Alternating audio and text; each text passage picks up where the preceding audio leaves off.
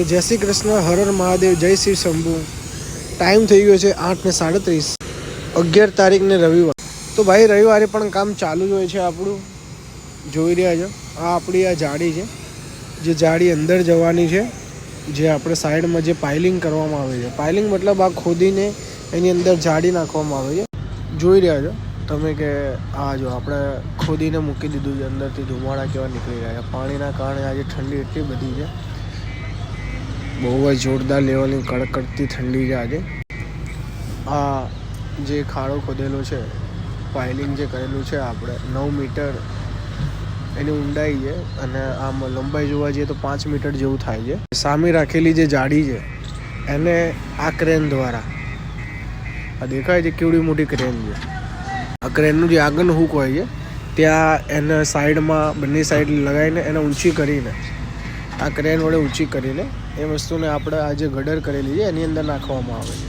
એના પછી આપણે આરએમસીની ગાડી બોલાવી દઈશું અને એને રેડી કરીને સિમેન્ટ અંદર નખાવડાવી દઈશું। એટલે શું, આપણી એક ડાયાફ્રામ વોલ તૈયાર થઈ જાય, જેથી આપણી બિલ્ડિંગને સાઈડમાંથી જે મજબૂતી મળે આ વસ્તુથી, એ એના સિવાય બીજા ક્યાંય ના મળે।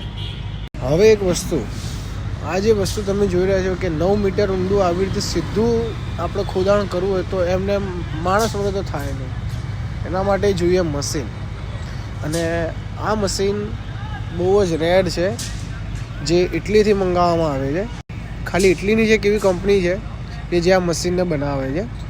તો જોઈ રહ્યા છો આ એ જ મશીન છે જેના વડે આપણે 9 મીટર 10 મીટર 12 મીટર સુધીની ખોદાઈ કરી શકીએ છીએ। આ મશીન એટલું મોટું હ્યુજ છે કે જ્યારે ચાલુ થાય તો એનો અવાજ એટલો બધો આવે, અને આનું કામ પણ એ લેવલનું છે, જેટલો મોટો અવાજ એવડું મોટું કામ છે। આમ તો જોવા જઈએ તો ભાઈ આ મશીન એવડું મોટું છે, તમે આગળનું એક્સેલ જોઈ શકો છો। આ 2 હાથવાળા જે બકેટ આવે એ બકેટ અંદર જાય, અંદરથી માટી કાઢે અને સાઈડમાં ઠલવે। એની સાઇઝ જો કેવડી મોટી છે, બહુ જ હ્યુજ, બહુ જ વધારે હ્યુજ છે। આમ જોવા જઈએ તો આ મશીનની જ કિંમત 7.5 થી 8 કરોડ રૂપિયાનું મશીન આવે યાર। અને આપણે આપણા ત્યાં કામે લગાડવું હોય તો દિવસનું રેન્ટ 5,000 રૂપિયા જેવું આનું રેન્ટ આવે છે। તમને જાણીને નવાઈ લાગશે કે આ મશીનનો જે ઓપરેટર આવે, જે આ મશીન ચલાવવાળો જે વ્યક્તિ છે, જે આની અંદર બેસીને ઊંચું નીચું કરે, આગું પાછું કરે ને બહાર કાઢે માટી, એનું સેલેરી જ 50,000 થી 60,000 રૂપિયા એની સેલેરી આપે છે। આ જે પર્ટિક્યુલર જે ભગવતી મશીનરીવાળા જે છે, આવા બહુ જ ઓછા લોકો છે કે જે પાઇલિંગ મશીન રાખતા હોય છે, કેમ કે આનું મેન્ટેનન્સ કરવું પણ બહુ મોંઘું પડે, અને આ બધાને પોસાય એમ નથી। આ મશીન રાખવું કંઈ રમતની વાત નથી, જીગર જોઈએ ભાઈ આવડું મોટું મશીન રાખવા માટે। જેટલું મોટી કમાણી કરી આપે એટલું જ મોટું નુકસાન પણ થાય।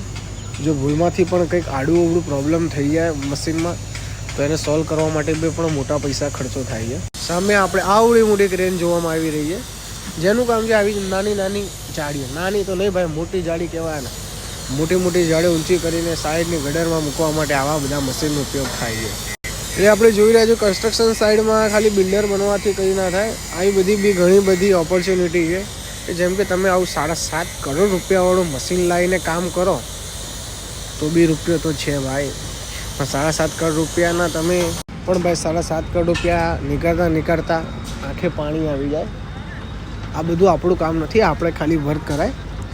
જો તમને આ વસ્તુમાં ખબર પડતી હોય તો કોઈ વાંધો નથી, દરેક વસ્તુમાં કે કોઈ બી ફિલ્ડમાં તમને એ વસ્તુ વિશે જાણ હોય તો તમે ઓપોર્ચ્યુનિટી ગ્રેબ કરી શકાય।